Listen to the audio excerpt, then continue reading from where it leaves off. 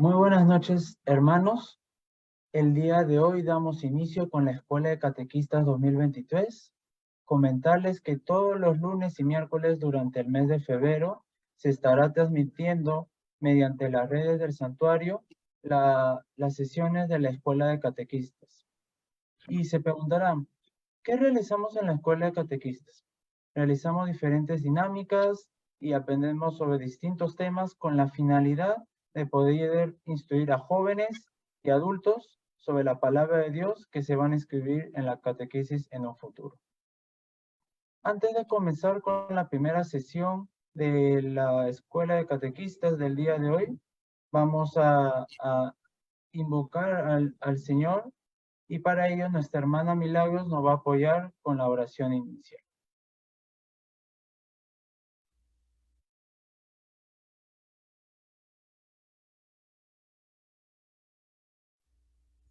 Muchas gracias, hermano Héctor. Y bueno, chicos, ahora vamos a empezar con esta oración inicial para que esta escuela de catequistas, esta primera charla virtual que tenemos, nos vaya súper bien, encomendándonos a nuestra Madre María y a su Hijo Jesús. En el nombre del Padre, del Hijo y del Espíritu Santo. Amén. Oh Señor, hazme un instrumento de tu paz. Donde hay odio, que lleve yo el amor. Donde haya ofensa, que lleve yo el perdón. Donde haya discordia, que lleve yo la unión. Donde haya duda, que lleve yo la fe. Donde haya error, que lleve yo la verdad. Donde haya desesperación, que lleve yo la alegría. Donde haya tinieblas, que lleve yo la luz. Porque es dando que se recibe, perdonando que se es perdonado, muriendo que se resucita a la vida eterna. Amén. Amén. Y bueno, ahora vamos a elevar esas peticiones a nuestro Padre Dios y vamos a responder a cada una diciendo, te lo pedimos, Señor. Por los futuros catequistas, para que sean instrumentos de Dios a jóvenes y niños. Roguemos al Señor. Te lo pedimos, Señor. Por todos los jóvenes y niños que se inscribirán a la catequesis, para que cada día se acerquen más a Jesús. Roguemos al Señor. Te lo pedimos, Señor. Por los enfermos y prisioneros, por los pobres y por todos los que sufren. Roguemos al Señor. Te lo pedimos, Señor. Ahora vamos a elevar este Padre Nuestro. Padre nuestro que estás en el cielo, santificado sea tu nombre. Venga a nosotros tu reino. Hágase tu voluntad en la tierra como en el cielo. Danos hoy nuestro pan de cada día. Perdona nuestras ofensas, como también nosotros perdonamos a los que nos ofenden. No nos dejes caer en tentación y líbranos del mal. Amén. Y ahora vamos a entregarle esta rosita a nuestra Madre María diciendo, Dios te salve María, llena eres de gracia, el Señor está contigo. Bendita tú eres entre todas las mujeres, y bendito es el fruto de tu vientre Jesús. Santa María, Madre de Dios, ruega por nosotros los pecadores, ahora y en la hora de nuestra muerte. Amén. Y vamos a responder esta ejaculatoria. Jesús, En ti confío. Jesús, En ti confío. Jesús. En ti confío. En el nombre del Padre, del Hijo y del Espíritu Santo. Amén. Muchas gracias, hermana Milagros, por apoyarnos en la oración. Recordar que siempre es súper importante el tema de la oración, conversar con Cristo. Y sin nada más que agregar, quiero darle el pase al Padre Carlos, que nos va a estar apoyando durante estas sesiones de la Escuela de Catequistas, y el día de hoy nos va a ayudar con el primer tema, que es Dios, Jesús y la Iglesia. Muy buenas noches, Padre. Buenas noches con todos, bendiciones para todos. Un saludo a todos los catequistas que se han inscrito en esta escuela y también un saludo para todos los que nos están siguiendo a través del Facebook. Vamos a compartir pantalla para hacer la exposición.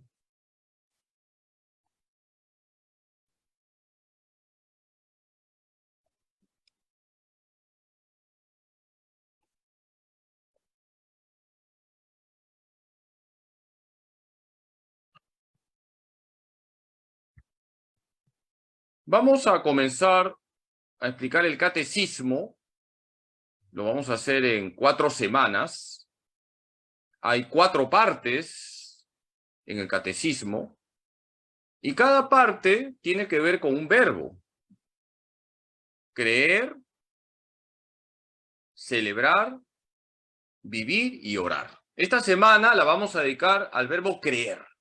Vamos a explicar las verdades de la fe. Hoy, lunes y el miércoles, vamos a señalar, explicar de una manera muy sencilla, muy sintética, las verdades fundamentales de nuestra fe católica. Vamos a remarcar algunas ideas. Primera idea, creemos en un solo Dios. Nosotros somos monoteístas. Creemos en un solo Dios. ¿Y qué nos dice la Escritura? La Escritura nos señala, yo soy Yahvé, no hay ningún otro. Fuera de mí, ningún Dios existe. Isaías 45:5. Lo primero que nosotros afirmamos es que Dios existe y hay un solo Dios. Dios es lo máximo. Se adora solo a Dios. Nadie como Dios. ¿Quién como Dios? Y cuando nosotros leemos la Biblia, y todo catequista tiene que familiarizarse con la Biblia, vamos a aprender lo que son los atributos de Dios, es decir, las características de ese Dios que es único. Porque hay un solo Dios. Y ese Dios que es único es un ser personal, porque establece relaciones con nosotros. Dios establece relaciones con nosotros, por eso es un ser personal. Las cosas no son seres personales. Yo no puedo establecer una relación con una mesa, con una silla, con un árbol. Dios es un ser personal. Dios establece relaciones con nosotros. Dios es omnipotente, tiene todo el poder. El poder de Dios es infinito, por eso solo Dios crea y solo Dios salva. Dios tiene todo el poder. Y el poder de Dios se manifiesta en que Dios es el único que crea. La creación es el paso del no ser al ser. Solo Dios puede realizar ese paso. Dios crea todo de la nada. Y solo Dios salva. Es el único que nos puede sacar del pecado. Porque Dios tiene todo el poder. Dios es trascendente porque va más allá de toda realidad. Dios va más allá del tiempo. Por eso Dios es eterno. Dios va más allá del espacio, por eso es omnipresente, está en todas partes. Dios va más allá de todo conocimiento, por eso lo sabe todo, es omnisciente. Y Dios es el santo de los santos. Nadie como Dios, ¿quién como Dios? Dios es trascendente porque va más allá de toda realidad. Dios es cercano, así como Dios es trascendente, Dios es cercano. Nadie está más cerca de ti que Dios. Y porque Dios es cercano, es justo y misericordioso. Dios hace justicia. Y Dios tiene sus tiempos. Dios es misericordioso. Más aún, el atributo más excelente de Dios es la misericordia. Dios se compadece de los hombres, Dios actúa en favor de los hombres. Dios es verdadero y fiel. Dios es verdadero porque Dios no engaña. Dios lo que promete lo cumple y Dios es fiel. Él siempre está ahí. Somos nosotros los que, desgraciadamente, le damos la espalda a Dios. Pero Dios es fiel, Él está ahí. Y siempre estará ahí.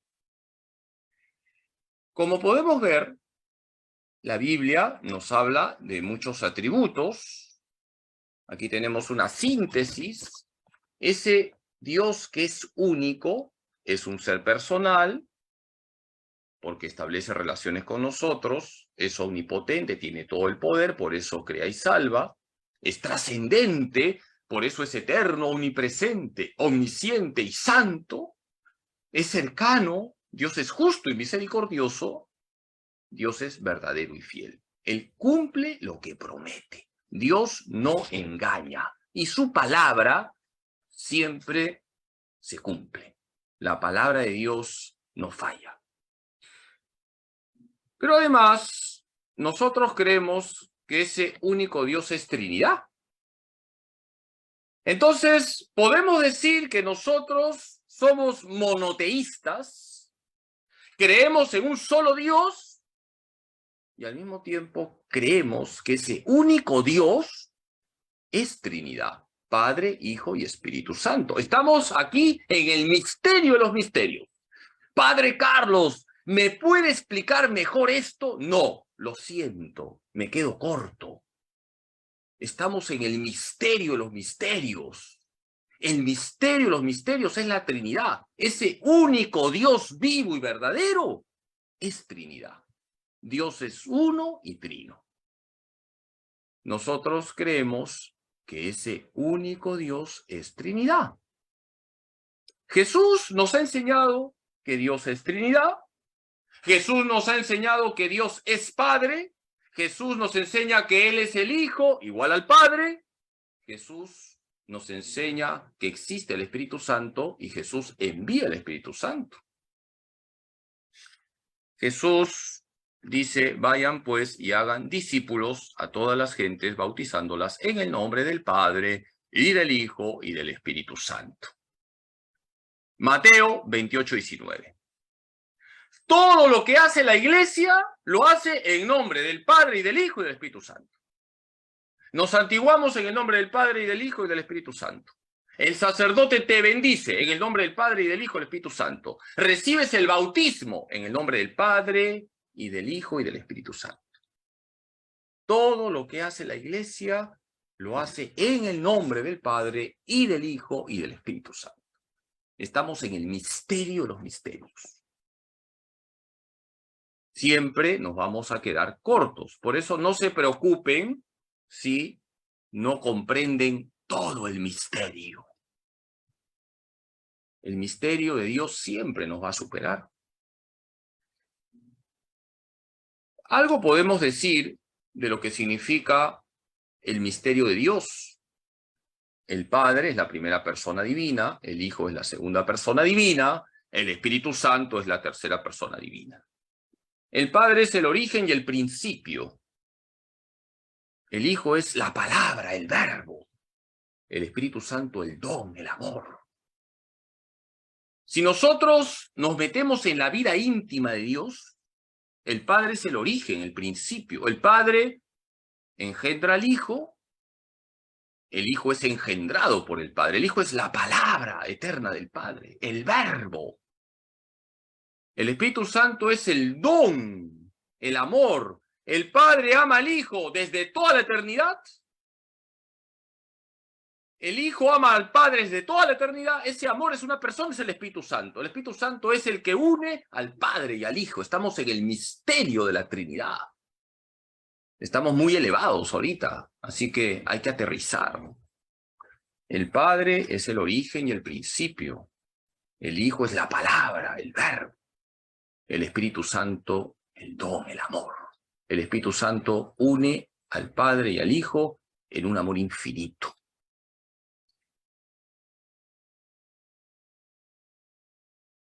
Tercera verdad. Creemos que el Hijo se hizo hombre y se llama Jesús. Hay un solo Dios vivo y verdadero. Ese único Dios es Padre, Hijo y Espíritu Santo. Es el misterio de la Trinidad. El Padre no se hizo hombre. El Espíritu Santo no se hizo hombre. ¿Quién se hizo hombre? El Hijo. El Hijo se hizo hombre y se llama Jesús. Dice la Escritura, el Verbo se hizo carne y habitó entre nosotros. Juan 1:14. El Verbo, la palabra, el Hijo, se hizo carne, se hizo hombre, por amor a los hombres. Y es bueno conocer los nombres de Jesús. Jesús significa Salvador. Cristo significa ungido o Mesías. Cristo en griego se dice Christos, en hebreo Meshach. ¿Y qué significa ungido? Hijo. Jesús es el Hijo del Padre.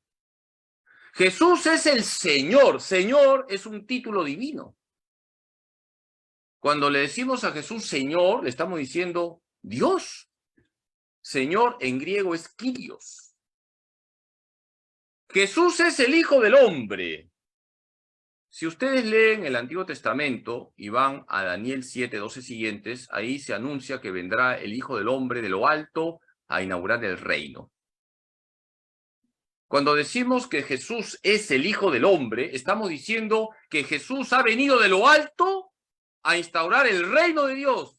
Reino de verdad, reino de justicia, reino de paz, reino de amor. Jesús es el Rabí. ¿Qué significa Rabí? Maestro. Jesús es el Hijo de María, el Hijo único de María. María Santísima solo tuvo un hijo, Jesús. Aquí podemos ver en este cuadro los nombres de Jesús, los títulos cristológicos, se dice en la teología. Y tenemos los textos bíblicos que fundamentan lo que les estoy diciendo. No es necesario que se aprendan de memoria las citas bíblicas, pero sí es importante que sepan que todo lo que enseña la Iglesia está en la Biblia. Si quieres conocer a Dios, no vas a leer Condorito, tienes que leer la Biblia. Jesús, Lucas 1:31, significa Salvador. Cristo, Mateo 1:16, significa ungido. Hijo, Mateo 11:27, el Hijo del Padre. Señor, Juan 20:28, es un título divino. Hijo del Hombre, Mateo 25:31, expresa que Jesús viene de lo alto a instaurar el reino. Rabí, Juan 1:38, maestro, Jesús es el maestro. Hijo de María, Marcos 6:3, Jesús es el Hijo único de María. Cuarta verdad que quiero remarcar en esta clase. Creemos que Jesús es verdadero Dios y verdadero hombre. Jesucristo es el Hijo de Dios que se hace hombre. Y como es el Hijo, es tan Dios como el Padre y tan Dios como el Espíritu Santo. Pero el Hijo se hizo hombre. Jesús es verdadero Dios y verdadero hombre. Jesús es la segunda persona divina, es el Hijo, y Jesús tiene dos naturalezas. La naturaleza divina, por eso es verdadero Dios, y la naturaleza humana, por eso es verdadero hombre. Jesús es verdadero Dios y verdadero hombre. Siendo de condición divina, no retuvo ávidamente el ser igual a Dios, sino que se despojó de sí mismo, tomando condición de siervo, haciéndose semejante a los hombres y apareciendo en su porte como hombre. Filipenses 2:6-7. Jesucristo es de condición divina, es verdadero Dios, pero también es verdadero hombre, igual a nosotros, menos en el pecado. Aquí tenemos en esta tabla lo que son las naturalezas de Jesús. Jesús tiene dos naturalezas. Jesús es verdadero Dios, por eso hablamos de la naturaleza divina. Romanos 9:5, Tito 2:13. ¿Qué dice Romanos 9:5? Que Jesús es el Dios bendito. ¿Y qué dice Tito 2:13? Que Jesús es el gran Dios y Salvador. Fíjense cómo la palabra de Dios me enseña que Jesús tiene naturaleza divina. ¿Qué dice Romanos 9:5? Que Jesús es el Dios bendito. ¿Y qué dice Tito 2:13? Que Jesús es el gran Dios y Salvador. Jesús es verdadero Dios. Y como Dios perdona los pecados y hace milagros. Porque Jesús como verdadero Dios tiene todo el poder. Es el Señor. Jesús es el Señor. Y también Jesús tiene naturaleza humana. Pilato, cuando presenta a Jesús coronado de espinas, flagelado a la gente, dice, he ahí el hombre. Juan 19:5. Y en 1 de Timoteo 2:5, San Pablo dice que único es el mediador entre Dios y los hombres, Cristo Jesús, hombre como nosotros. Jesús es verdadero hombre, como verdadero hombre, nació de la Virgen. Como verdadero hombre, Jesús comió, tomó agua, se cansó, lloró, sufrió y murió como verdadero hombre. Estamos aquí en el misterio de Jesucristo. Jesucristo es el Hijo, la segunda persona de la Trinidad, y tiene dos naturalezas: la naturaleza divina y la naturaleza humana. Como Jesús tiene naturaleza divina, es verdadero Dios. Y como verdadero Dios, perdona los pecados y hace milagros. Porque solo Dios puede perdonar los pecados, solo Dios hace los milagros.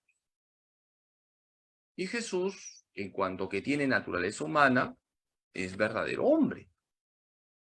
Y como hombre, nació de la Virgen, comió su pescadito frito, por ejemplo. A Jesús le gustaba el pescado. No el ceviche, porque en ese tiempo no había ceviche. Jesús se cansó, Jesús lloró. Por ejemplo, cuando le dice que su amigo Lázaro ha muerto, se pone a llorar. Jesús es verdadero hombre. Tiene un corazón de hombre. Y Jesús también sufrió. Cuando le coronan de espinas, cuando lo flagelan, Jesús sufre. Y Jesús murió. Estamos en el misterio de Jesucristo. No voy a explicar los concilios cristológicos. Eso lo veremos a lo largo del año, en las jornadas que vamos a tener. Vamos a tener también algunas charlas complementarias en el año. Ahora estamos explicando lo básico, pero es importante saber que hubo un concilio, el concilio de Calcedonia, del año 451, donde se explicó que la naturaleza divina y la naturaleza humana de Jesús están unidas, no mezcladas, no separadas, no cambiadas, no divididas. Repito, en el concilio de Calcedonia del año 451, la Iglesia enseñó que la naturaleza divina y la naturaleza humana de Jesús están unidas, no mezcladas. Jesús no es una mezcla divina-humana. No separadas. Jesús no tiene dos sujetos, un sujeto divino y un sujeto humano. No cambiadas. Lo divino es divino, lo humano es humano. Y no mezcladas significa que Jesús no es una especie de café con leche. Y además, el concilio de Calcedonia del año 451 dijo que Jesús, cuando hablamos de sus naturalezas, no hay que entenderlas como divididas, no divididas. Es decir, Jesús no es mitad Dios y mitad hombre. Así que ya saben cómo tienen que explicar las dos naturalezas de Cristo. Están unidas, no mezcladas, no separadas, no cambiadas, no divididas. Eso se enseñó, repito, en el concilio de Calcedonia del año 451. Número 5. Creemos que Jesús es el único Salvador. El único que salva es Jesucristo, no hay otro. no salva la plata, no salva la política, no salva el fútbol, no salva ninguna ideología, ni de derecha ni de izquierda. El único que salva es Jesucristo. Él es el único salvador del mundo. Jesús es el único salvador del mundo. Hay una anécdota que voy a compartir. En la época de Napoleón, había un político que era anticatólico y le dijo a Napoleón: déjame imponer en Francia una religión para hacer desaparecer a la Iglesia Católica. Voy a promover la religión de la razón. Y Napoleón le permitió a este político llamado Lepú que promoviera la religión de la razón para hacer desaparecer a la Iglesia Católica. La religión de la razón.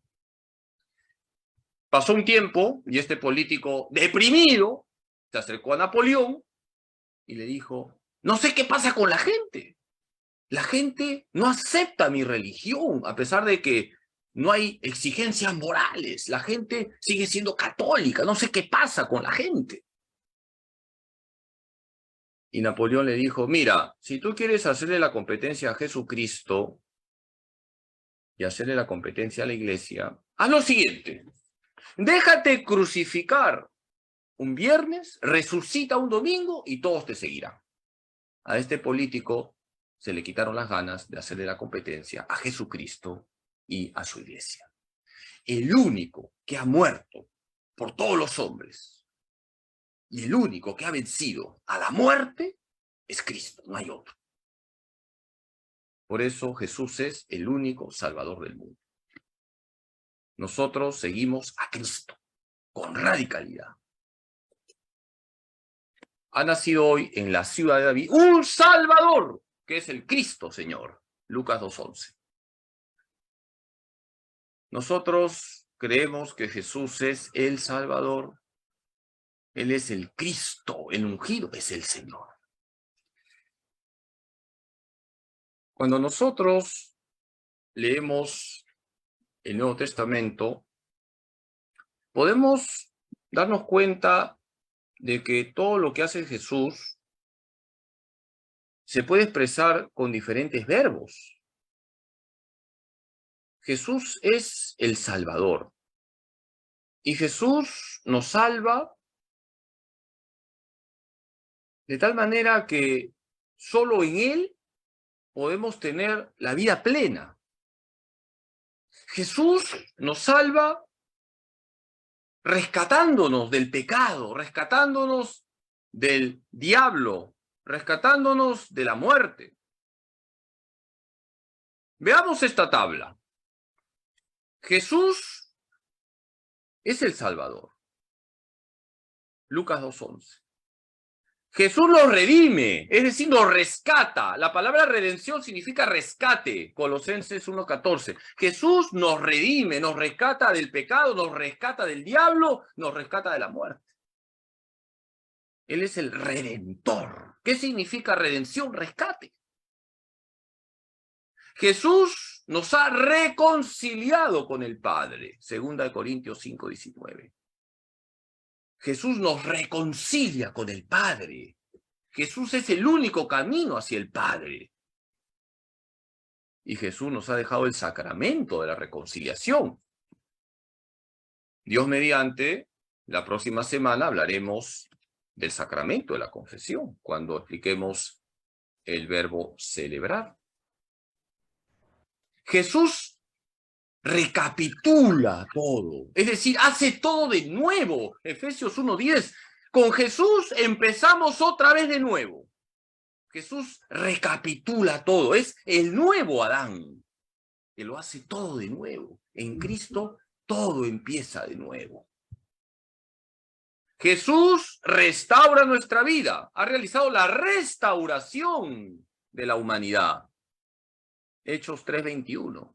Jesús restaura tu vida, Jesús restaura tu familia, Jesús quiere restaurar el mundo. Lo que pasa es que no dejamos que Cristo se meta en nuestra vida, no dejamos que Cristo se meta en nuestra familia, no dejamos que Cristo se meta en el Perú. Por eso estamos así.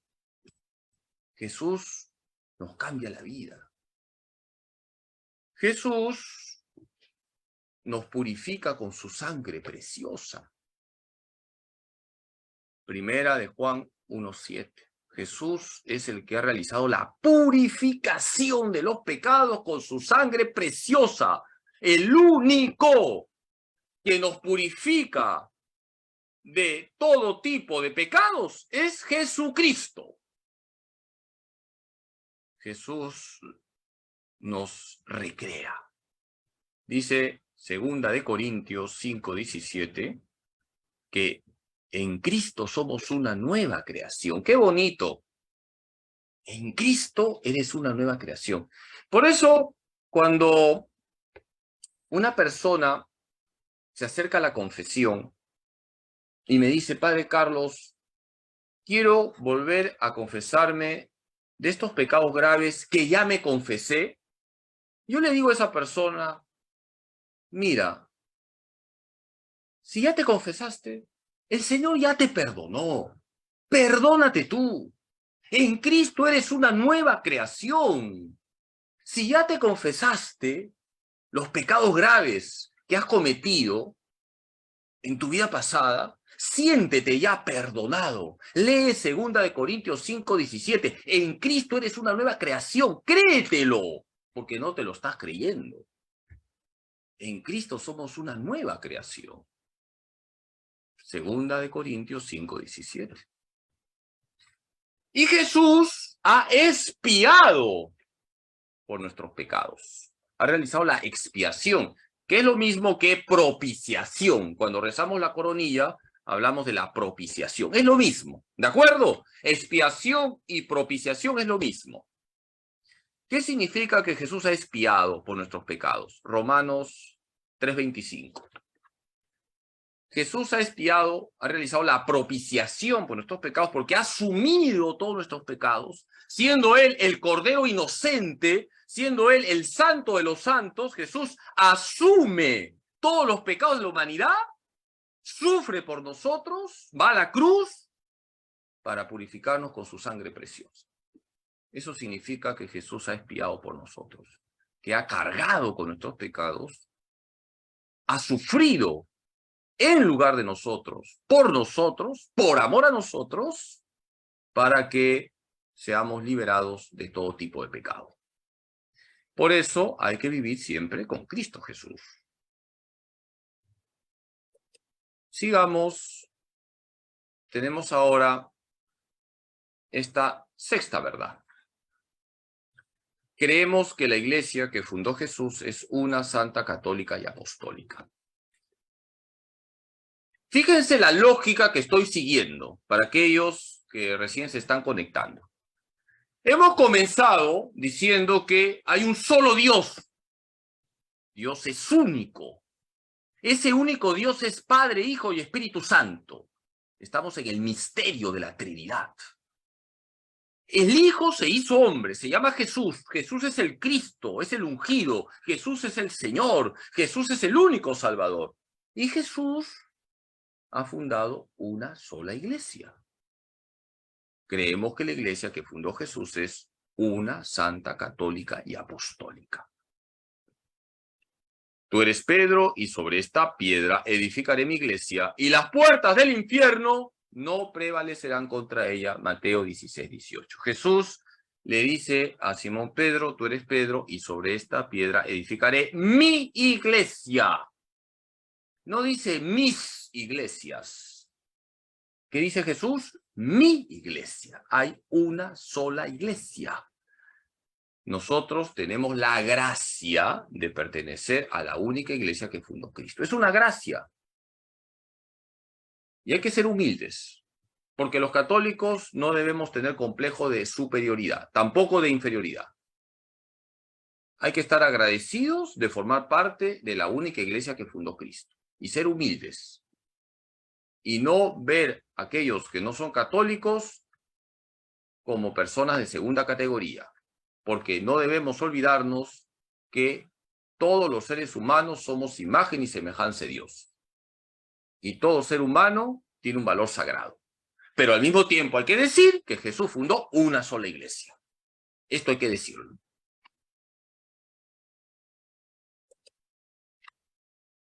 La iglesia que fundó Jesús es una santa, católica y apostólica. La iglesia que fundó Jesús es una. Hay una sola iglesia. Hay una sola fe. Hay un solo culto, una sola doctrina. Una sola cabeza, Cristo. La cabeza de la iglesia es Jesucristo, que quede claro. La iglesia es una, Mateo 16, 18, Efesios 4, 5 al 6. La iglesia que fundó Jesús es santa, Efesios 5, 25 al 26. Cristo se entregó por su iglesia para santificarla, dice San Pablo en Efesios 5, 25 al 26. La iglesia es santa por Jesucristo, no por nosotros que somos pecadores. La iglesia es santa porque tiene todos los medios de santidad. En la iglesia están todos los medios para ser santos. ¿Y cuáles son los medios que tiene la iglesia para comunicarnos la vida de Cristo? ¿Cuáles son los medios que tiene la iglesia para hacernos santos? Tenemos los sacramentos y la explicación correcta de la palabra de Dios. La iglesia es santa por Jesucristo y porque tiene todos los medios para que nosotros alcancemos la santidad. ¿Y cuáles son esos medios? Los sacramentos y la explicación correcta de la palabra de Dios. Es importante darnos cuenta que los mejores hijos de la iglesia han sido los santos. La iglesia, que quede claro, es santa por Jesucristo. Cristo es la cabeza. Y si nosotros vemos dentro de la Iglesia Católica que no hay buenos ejemplos, es porque no están siguiendo a Cristo, no le están haciendo caso a la Iglesia, porque la Iglesia nos habla de la santidad. La Iglesia que fundó Cristo es católica. ¿Qué significa la palabra católico? Viene del griego católicos, que significa universal. La Iglesia es universal porque se abre a todos los hombres, quiere que todos los hombres se encuentren con Cristo. La iglesia no es una secta. La iglesia no es un grupo cerrado. La iglesia es católica porque se abre a todos los hombres. Quiere que todos los hombres se encuentren con Cristo. Marcos 16, 15. Vayan por todo el mundo y anuncien el evangelio. Por lo tanto, nosotros como católicos debemos tener una pasión. Hacer que todos los hombres se encuentren con Cristo. Esa tiene que ser la gran pasión de todo católico. Y hay que reconocer lo bueno, verdadero y bello que encontramos también en aquellos que no son católicos. Porque un corazón católico es un corazón que se abre a la verdad, al bien, a la belleza, venga de donde venga. En la iglesia está, repito, la plenitud de la verdad. Pero también tenemos que reconocer lo bueno, verdadero y bello que encontramos en aquellos que no comparten nuestra fe. Por ejemplo, con los hermanos evangélicos, estamos unidos en la defensa de la vida.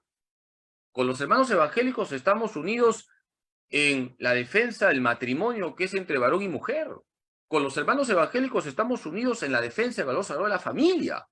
Y hay que potenciar eso en lo que estamos unidos. En otras cosas discrepamos.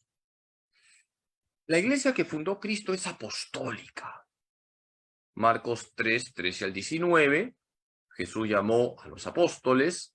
Hechos 2:42, los primeros cristianos se reunían para escuchar la doctrina de los apóstoles. La iglesia es apostólica porque empezó con los 12 apóstoles, porque es gobernada por los sucesores de los apóstoles, que son los obispos, siendo el sucesor de Pedro el Papa. Hay que estar muy unidos al Papa y a los obispos. Y también la iglesia que fundó Cristo es apostólica porque nosotros vivimos la fe apostólica. Nosotros hemos recibido la fe que viene de los apóstoles. Nosotros creemos aquello que nos han transmitido los apóstoles. Y nosotros celebramos aquello que han celebrado los apóstoles. Y nosotros vivimos Como vivieron los apóstoles vivieron con Cristo, también nosotros nos estamos esforzando por vivir con Cristo. Por lo tanto, aquí tenemos las 4 características o notas de la iglesia. La iglesia que fundó Cristo es una santa, católica y apostólica. Y habría que añadir una 5ª característica, y ustedes como catequistas deben saber esta 5ª característica. La iglesia que fundó Jesús es una santa, católica, apostólica y perseguida, martirial. Hoy en día, la iglesia es perseguida. Y desde que la iglesia ha comenzado su caminar en este mundo, ha sido perseguida. Por eso tenemos a los mártires. Por ser fieles al evangelio, nos van a perseguir. Por ser fiel al evangelio, te van a perseguir. Te van a decir tonto, medieval, conservador, fanático. A las chicas, cucufatas. Por cierto, cuando te digan cucufata, di gracias, porque San Cucufato es un santo, te están diciendo santa. Te van a decir beato o beata. Son ignorantes, ¿ah? Porque beatus, beata en latín, significa feliz. La ignorancia es atrevida. Aquellos que lanzan esos insultos, beato, beata, cucufato, cucufata, son ignorantes. La ignorancia es atrevida. Te están elogiando, así que di gracias por los piropos. Si nosotros seguimos a Cristo, vamos a ser perseguidos. La iglesia que fundó Cristo es una santa, católica, apostólica y perseguida. Y hay que ser fieles al evangelio. Y no aceptar ninguna ideología. Todas las ideologías son nefastas. Todas. Nosotros debemos seguir lo que dice el evangelio, no lo que dice una ideología.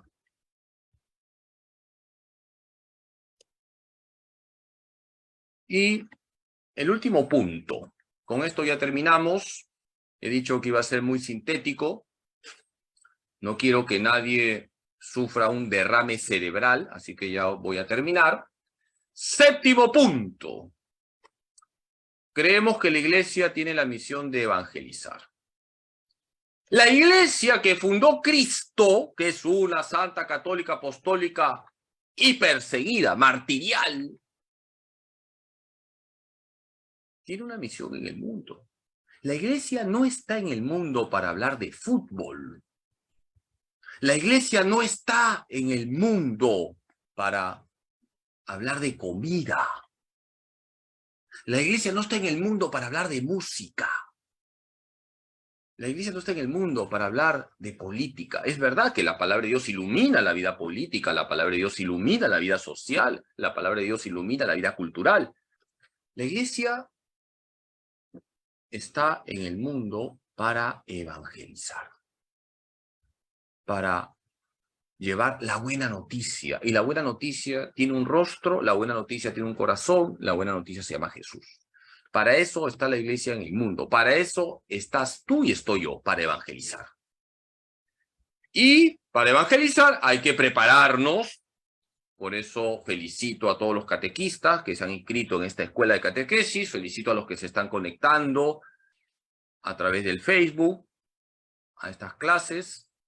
Tenemos que conocer lo básico de la fe para transmitir verdades y no errores. San Pablo dijo, ay de mí si no predicara el evangelio. 1 Corintios 9:16. Ay de mí si no evangelizara. Ese tiene que ser el grito de un catequista.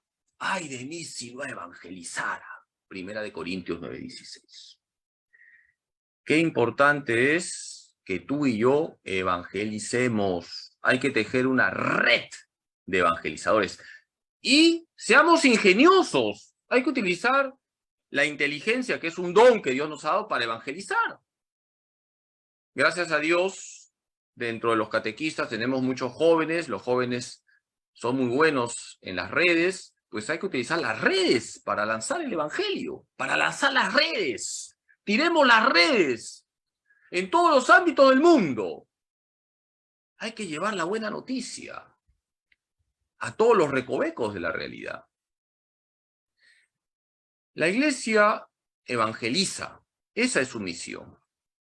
Y la evangelización tiene 3 dimensiones que conectan con Cristo, sacerdote, profeta y rey. La iglesia evangeliza. Y al evangelizar tiene una misión sacerdotal, una misión profética y una misión real. Cristo, sacerdote, Cristo, profeta, Cristo, rey. Todo bautizado es sacerdote, profeta y rey. La iglesia tiene una misión sacerdotal porque celebra los sacramentos. Cuando la iglesia celebra los sacramentos está evangelizando. Es más. No nos olvidemos que si no hay sacramentos, no llega la vida de Cristo a la gente. Por eso es fundamental que se celebre los sacramentos. La evangelización comienza con la celebración de los sacramentos. Por ahí viene la vida de Cristo, siendo lo máximo la Eucaristía. La misión profética consiste en predicar la palabra de Dios. Hay que predicar la palabra de Dios, explicar la palabra de Dios. Y predicar la palabra de Dios significa tener un compromiso con la verdad. Hay que decir la verdad sin anestesia. Queridos catequistas, ustedes tienen que decir la verdad. Y la verdad hay que decirla con claridad. Hay que decir con claridad que la vida es sagrada en todas sus etapas, comenzando por el concebido no nacido. Hay que decir con claridad que el matrimonio es entre varón y mujer. Entre 2 varones no hay matrimonio. Entre 2 mujeres no hay matrimonio. Hay que decir la verdad. Nosotros tenemos que hablar siempre la verdad. ¿Y de dónde viene la verdad? De la palabra de Dios. Como creyentes acogemos la palabra de Dios. Y por eso hacemos resonar esa palabra en todos los ambientes donde estamos. Hay que predicar la palabra de Dios. Y la misión real viene de Cristo Rey. Cristo nos ha enseñado que el poder está en el servicio. La iglesia evangeliza a través de la práctica de la caridad, de las obras de misericordia. Estamos llamados a dar testimonio de Cristo, de ese Cristo misericordioso, de ese Cristo que lavó los pies a sus apóstoles. La iglesia está llamada a lavar los pies de los hombres. Y así la iglesia también evangeliza. La iglesia evangeliza con la celebración de los sacramentos, con la predicación de la palabra de Dios y con la práctica de la caridad, es decir, con las obras de misericordia. Por lo tanto, aquí tenemos las 3 dimensiones de lo que significa la evangelización. La celebración de los sacramentos, la predicación de la palabra de Dios y la práctica de la caridad. Sobre todo, la atención a las personas más necesitadas. La iglesia es la institución en el mundo que más hace por los pobres y por los enfermos. Muy bien, gracias por su paciencia. Hasta aquí la clase de hoy. Ahí lo dejo para que tomen aire, tomen ahora su agüita de manzana para que se muevan algunas neuronas. Y ahora pasamos al punto donde me van a hacer preguntas. Me han dicho que las preguntas van a ser trancas. Muchas gracias, Padre, por la charla del día de hoy. Estoy seguro que cada uno de nosotros hemos podido refrescar algunas ideas y con la finalidad de poder transmitirlas correctamente a los jóvenes, niños, padres de familia en un futuro. Y sí, vamos a comenzar con la ronda de preguntas. En esta oportunidad vamos a comenzar con nuestra hermana Nicole. Sí, padre, buenas noches. Hola, Padre, Nicole.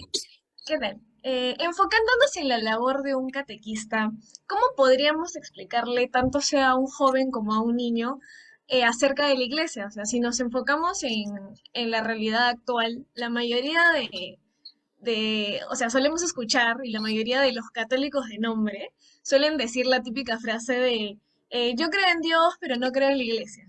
Entonces, ¿cómo podríamos empezar a explicarle a un niño, a un joven, respecto a la iglesia? Buena pregunta, y te felicito por tu pregunta, porque en verdad es común escuchar, yo sigo a Cristo, pero no sigo a la iglesia, o yo creo a Jesús, pero no le creo a los curas, etc. En primer lugar, el que siga a Cristo sigue a la iglesia, porque el que ama a Cristo ama todo lo que hizo Jesús, y Jesús instituyó la iglesia. En segundo lugar, hay que explicarle a la gente que la iglesia depende radicalmente de Jesucristo, y que la iglesia, si no fuese por Cristo, ya hubiese desaparecido hace tiempo. Pensemos en los apóstoles. Hubo un traidor. En el inicio de la iglesia, estamos hablando de los 12 apóstoles, hubo un traidor, un Judas. Entonces, si no fuese por Cristo, la iglesia hubiese desaparecido hace tiempo. Y esto creo que es bueno explicarle a la gente, que la iglesia depende radicalmente de Cristo. Y si encontramos en la iglesia, ya lo dije en la charla, escándalos o personas que no son coherentes, no le echemos la culpa a la iglesia. Casualmente, las personas que son escandalosas o que no se comportan correctamente es porque no le están haciendo caso a la iglesia. La iglesia nos pide imitar a Jesús, reflejar a Jesús, seguir a Jesús.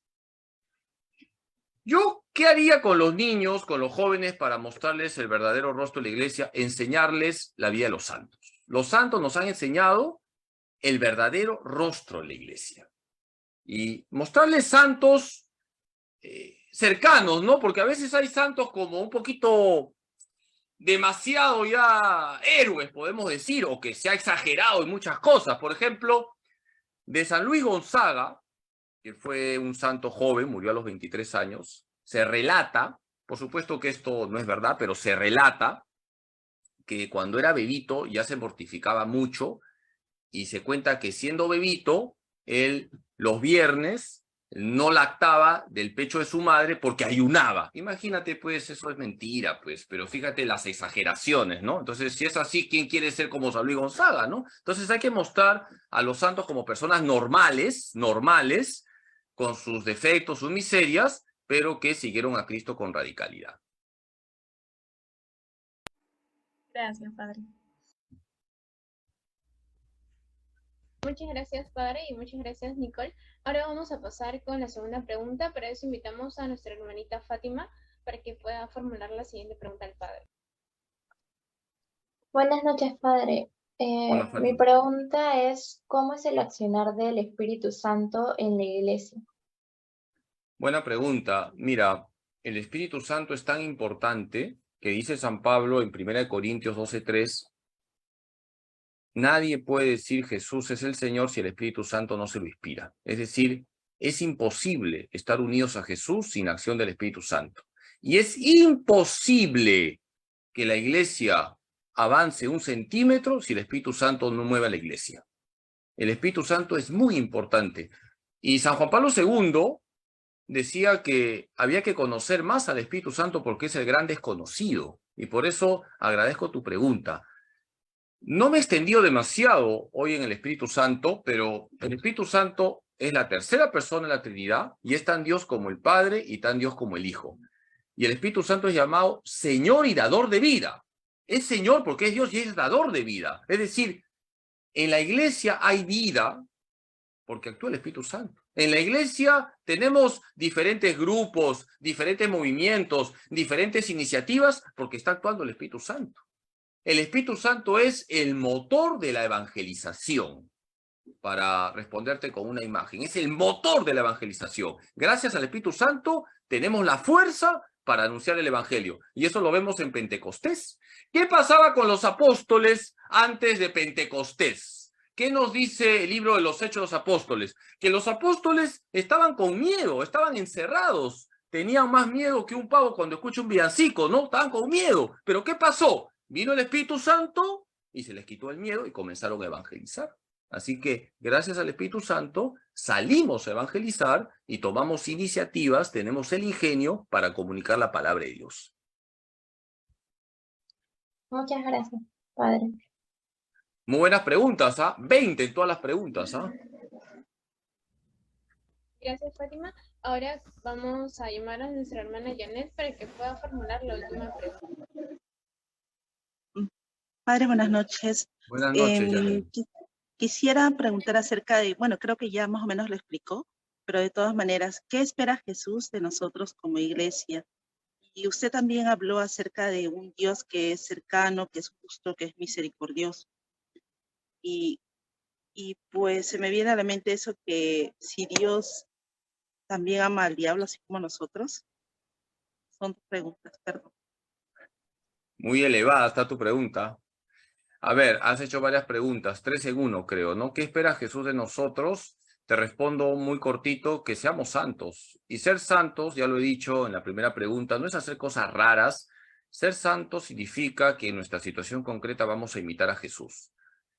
Un esposo, una esposa, padre de familia, taxista, médico, policía, político, futbolista, sacerdote, cada uno en su situación concreta, imitemos a Jesús. Dice San Pablo en Filipenses 2:5, hay que tener los mismos sentimientos de Cristo Jesús. Ahí está la santidad, en reflejar a Jesús. Jesús lo que quiere es que le imitemos. Eso es lo que quiere Jesús.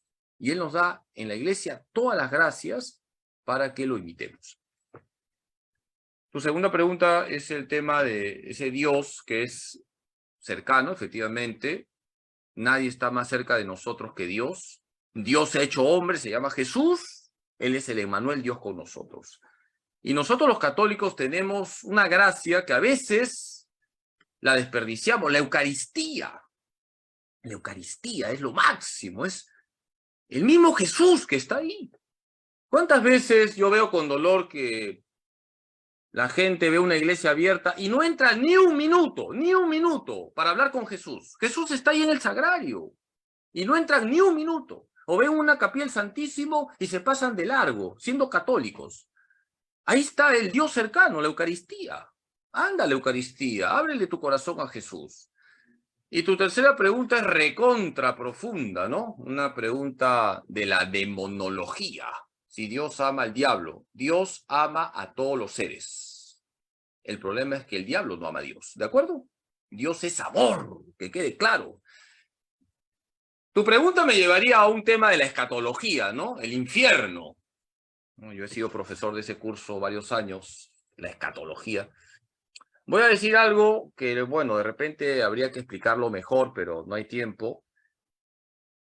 En el infierno también está Dios, porque Dios está en todas partes, ¿ah? Cuidado, ¿ah? Dios está en todas partes. Dios es, lo he dicho ahora en la charla, es omnipresente. Dios está en todas partes. En el infierno también está Dios. El problema es que los condenados, los demonios, no están en Dios. Ese es el problema, ¿ya? Entonces Dios ama a todos los seres, porque Dios es amor. El problema es que los demonios no aman a Dios. Y esto aplicado a nuestra vida cristiana, cuando decimos que uno ha caído en pecado mortal y decimos que Dios se ha ido del alma de esa persona, en realidad no es exacto decir eso. Dios no se va, es uno el que se va del ámbito de Dios. Es uno el que le da la espalda a Dios. Dios está ahí con los brazos abiertos. Somos nosotros los que le damos la espalda a ese Dios que es amor. ¿Ya? Muy bien, pues. Gracias, muy buenas padre. preguntas. Se han inspirado, ¿ah? Sí, padre, muchísimas gracias, hermana Yanet, por su pregunta. Ahora le voy a dar el pase a la hermana Dina para que pueda realizar su pregunta. ¿Cómo está? Muy buenas noches, hermana Dina. Buenas noches a todos, buenas noches, padre. Buenas Sí, noches. tengo dos preguntas, padre. La primera es que las ideologías, si llegasen a entrar y llegasen a conseguir el propósito que ellas quieren, ¿eso afectaría que el Espíritu Santo se retiraría a su casa? Sería la primera pregunta. Y la Ya. segunda pregunta es, porque nosotros sabemos que cuando estamos recibiendo la Eucaristía es el cuerpo de Cristo, de nuestro Señor Jesucristo. Sí. ¿Por qué en algunas otras partes lo siguen dando en la mano, otros se lo caen y les reparten como sea? O sea, ¿eso es algo que ya no lo pueden prohibir o es algo que va a seguir haciéndose? Ya, hija, buenas preguntas y te agradezco porque hay que preguntar estas cosas de la vida, ¿no? Número 1, las ideologías. A ver, la iglesia es indestructible por Cristo. Jesús ha prometido, y Jesús no falla, que las fuerzas del infierno no prevalecerán contra la iglesia. Son palabras de Jesús. Pero, también hay que decirlo, hay una parte humana en la iglesia. Entonces, la iglesia es indestructible, permanecerá siempre hasta el fin del mundo, y ninguna fuerza humana va a destruirla. Pero sí Dios permite que la iglesia sufra. Y en la historia de la iglesia encontramos momentos de crisis. La iglesia siempre ha superado esas crisis, pero ha sufrido. Voy a poner unos ejemplos, ¿no? En la época de Lutero, siglo XVI, la iglesia estaba pasando por una profunda crisis, Muchos obispos, sacerdotes, no eran ejemplares, eran escandalosos, lucraban con lo sagrado. Eso motivó que Lutero reaccionara.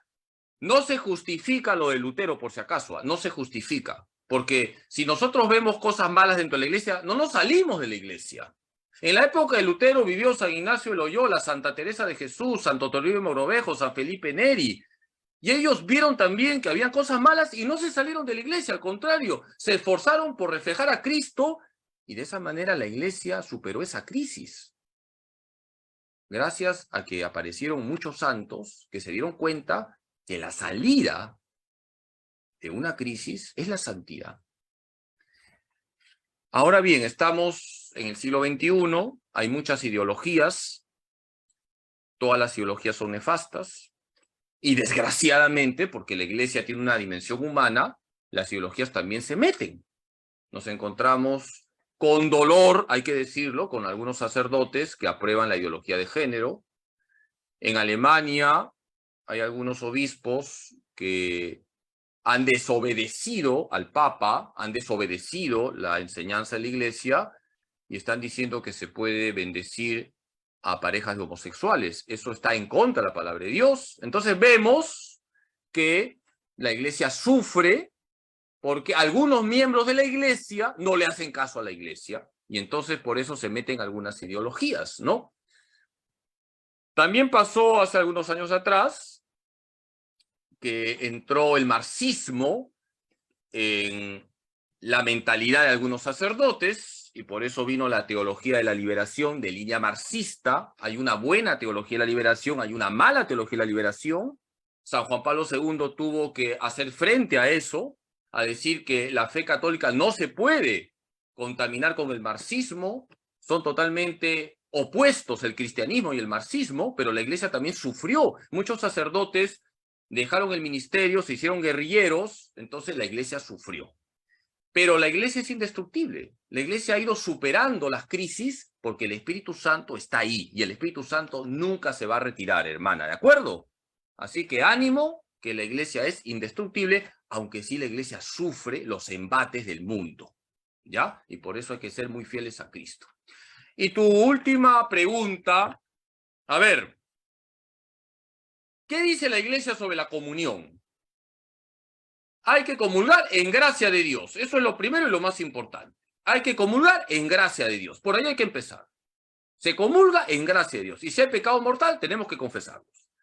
Y la iglesia permite comulgar de 3 formas. Esto es lo que enseña la iglesia, no es mi opinión personal. Puedes comulgar de rodillas en la boca, de pie en la boca o en la mano. Pero si comulgas en la mano, tu mano tiene que estar limpia y tienes que fijarte si han quedado partículas, porque en esas partículas está Jesús. Y si han quedado partículas, las llevas a la boca. Lamentablemente, los sacerdotes que dan la comunión en la mano no explican eso. No digo todos, no estoy generalizando, pero hay que explicarle a la gente. Si tú me preguntas a mí, al padre Carlos Rosel de Almeida, a este siervo inútil, a este burro de Cristo, a este pecador, ¿cuál es la mejor manera? A mí, esto es una opinión personal. Yo no tengo por qué imponer mi opinión personal. Es mi opinión personal. La mejor manera es de rodillas y en la boca, para mí. Pero yo tengo que enseñar lo que la iglesia enseña. ¿Y qué enseña la iglesia? Se puede comulgar de 3 formas. De rodillas en la boca, de pie en la boca, y también está permitido en la mano, pero con esas condiciones. Mano limpia, y si hay partículas, uno se lleva las partículas a la boca y comulga delante del sacerdote. No se lleva la forma a la banca. cuántos sacrilegios se han hecho por no tener cuidado en eso. ¿Ya? Bien. Perfecto, padre. Muchísimas gracias por su explicación. Estoy seguro que cada uno de ustedes, hermanos, tanto en el chat o prendiendo su micro, les gustaría realizar más preguntas, pero por tema de tiempo, vamos a abordar todas las preguntas que están en el chat para poder responderlas próximamente en una siguiente reunión. Eso como primer punto. Como segundo punto, quisiera agradecer a todos los catequistas que han participado el día de hoy e invitar a más catequistas que puedan participar a realizar las preguntas, para que el padre nos pueda seguir profundizando con los temas que vamos a ir viendo los días lunes y miércoles. Comentarles también recordarles también que nos vamos a estar viendo los días lunes y miércoles de 8 y 10 de la noche hasta las 9 y cuarto aproximadamente por todo el mes de febrero, y finalmente vamos a pedirle al Padre que nos dé la bendición final. Quiero agradecer a todos los catequistas que han seguido esta clase. Me alegra que hayan sido numerosos. También un saludo a los que han seguido a través del Facebook las clases. Vamos a darles la bendición final y les espero el próximo miércoles a las 8 de la noche para la segunda clase del verbo creer. Hoy hemos hablado de Dios uno y trino, Jesucristo, que es lo máximo, nuestro Señor, nuestro Salvador, y la Iglesia, que viene de Cristo y por tanto es indestructible. El Señor esté con ustedes. La bendición de Dios Todopoderoso, Padre, Hijo y Espíritu Santo, descienda sobre ustedes y permanezca para siempre. Buenas noches, que descansen. Gracias, Padre. Paz, en buen Muchas sentido, gracias, y que Gracias, sueñen. Padre. Gracias, Padre. Bendiciones también para usted, Padre. Gracias por estas enseñanzas.